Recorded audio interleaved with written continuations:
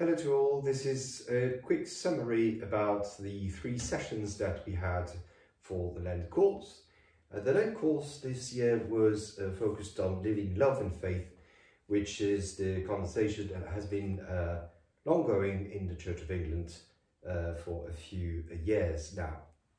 So it's important that you follow these Lent courses in the right order of the 3 sessions, because I wanted to go around the reason why we have this kind of discussions before going into the core of it. So the first session was about the synodical church, explaining how we can have this kind of discussions within the Church of England. And for that, we had to go through ecclesiology, which is the study of the way the church is organized. And we focused particularly on the Church of England, with its structure of the PCCs and the Deanery Synod, Dyson Synod and General Synod, and who is in charge, the Vicar, the Royal Dean, the Bishop, and the Archbishop of Canterbury. So we went back to the origin of the structure of the Church in the Old Testament, and I started with this quote of Samuel, when Samuel is absolutely desperate because the Jews ask him to have a king, which is not the organization of the Jews at that time. They were used to have on a very common base the government by the Sanhedrin, which was a kind of parliamentary structure, gathering the high priests and scribes and rabbis, who were kind of elected all by birthright, but it was still an assembly. Very rarely they had some chiefs, like the judges, who were more than judges, who were the people who were designated to rule Israel in times of threat from outside, with invaders or famine or plague or anything like this. But the normal structure was using the Sanhedrin, which was this parliament and both judiciary and legislative assembly, who was spending its time commenting about the law. Then we had a look at Christ as the king, and we started with the way Christ described himself in the Gospel of Matthew. And we reflected on what kind of king he was.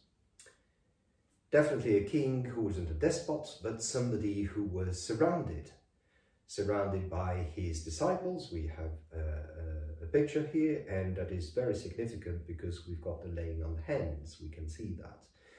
Laying on hands is the very powerful gesture through which prophets in old times and Jesus himself, and then later on the hierarchy of the clergy, give power. So Jesus was empowering people. He wasn't retaining all the power to himself.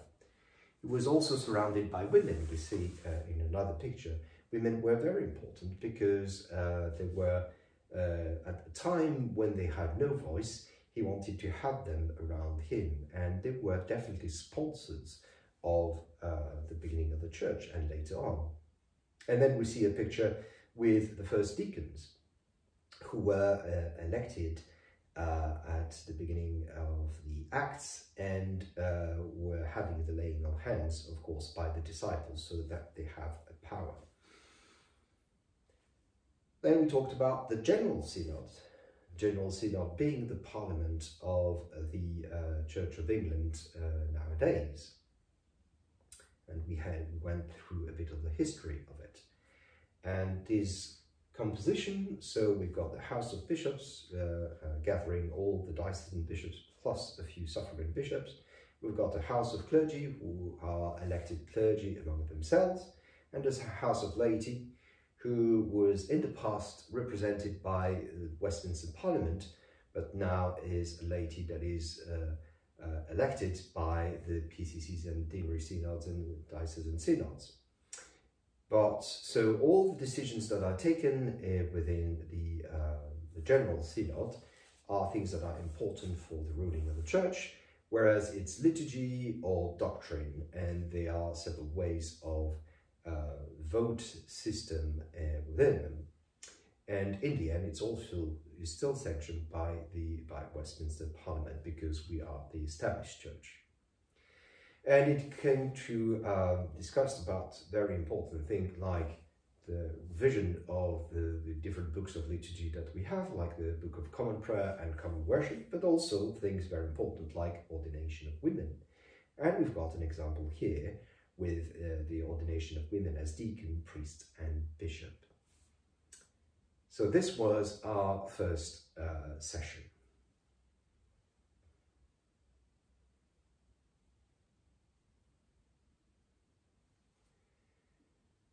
Donc, ceci est un résumé du cours de carême que nous avons eu. Et ce cours était sur le thème vivre dans l'amour et dans la foi, qui a été un thème qui a couru tout au long de plusieurs années dans l'Église d'Angleterre pour arriver à certaines décisions. Avant de faire ce thème-là, je voulais parcourir les raisons pour lesquelles nous pouvions avoir ce genre de discussion dans l'Église d'Angleterre. Donc si vous suivez ce cours, c'est important de le suivre dans l'ordre, les sessions 1, 2 et 3. Donc nous avons parlé tout d'abord d'une église synodale. Donc nous avons regardé quelle était la structure de l'église d'Angleterre en étudiant l'ecclésiologie. L'ecclésiologie, c'est la façon dont est organisée l'église, en partant des différentes strates au niveau des conseils de paroisse, des synodes de doyenné, des synodes de diocèse et le synode général, et aussi par ailleurs le curé, le doyen rural, l'évêque et l'archevêque de Canterbury. Donc on est allé un petit peu dans l'histoire à travers l'Ancien Testament et le Nouveau Testament. Là on a ici un passage de Samuel où Samuel est absolument effondré de voir que les Juifs lui demandent de choisir un roi, parce que ce n'était pas la façon dont était structuré Israël à cette époque-là.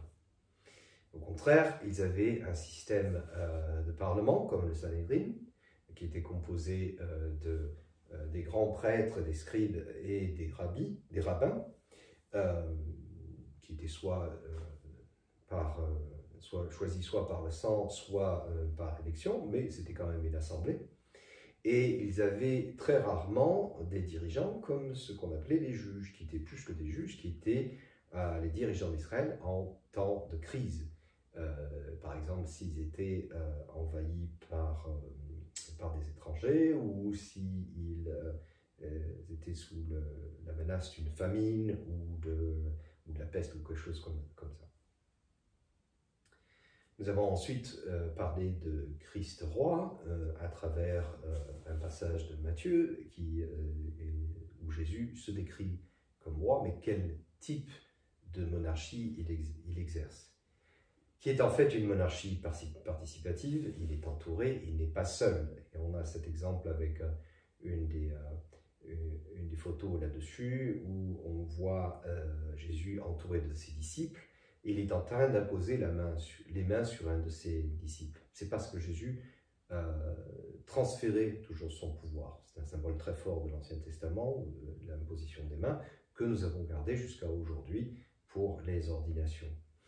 Il n'était pas seulement entouré de ses disciples auxquels il donnait du pouvoir, il avait aussi des femmes autour de lui. À une époque où les femmes n'avaient pas voix au chapitre, il avait des femmes qui l'entouraient, et très souvent elles étaient des mécènes de son ministère.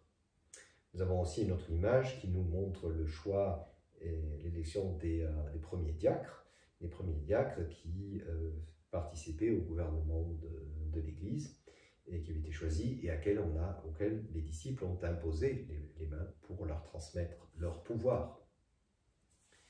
Enfin, nous sommes arrivés à la structure de l'Église d'Angleterre aujourd'hui, et notamment avec le synode général. On a fait un petit peu d'histoire dessus, et on a regardé sa composition. Donc, il est composé de la chambre des évêques, la chambre du clergé et la chambre des laïcs. La chambre des évêques est composée des évêques diocésains et de quelques autres évêques auxiliaires. La chambre du clergé qui est élue entre ses pairs. et Chambre des laïcs, qui historiquement était d'abord représentée par le Parlement de Westminster, mais qui après fut élu directement entre les laïcs membres des paroisses au sein des synodes, qu'ils soient de doyenné ou des diocèses. Mais toutes les décisions qui sont prises dans ce synode général concernent aussi bien la liturgie que la doctrine ou l'organisation de l'Église. Et à la fin, puisque nous sommes une Église d'État, est sanctionnée par le Parlement de Westminster. Cela permet de pouvoir prendre des décisions comme la liturgie, donc le choix des liturgies que nous avons, comme chez nous le Book of Common Prayer, qui est l'ancien livre traditionnel, et Common Worship, qui est la réforme qui a été suivie au XXe siècle, ou des choses très importantes comme l'ordination des femmes. Et nous avons ici des images de femmes diacres, de femmes prêtres et de femmes évêques. Voilà pour cette première session.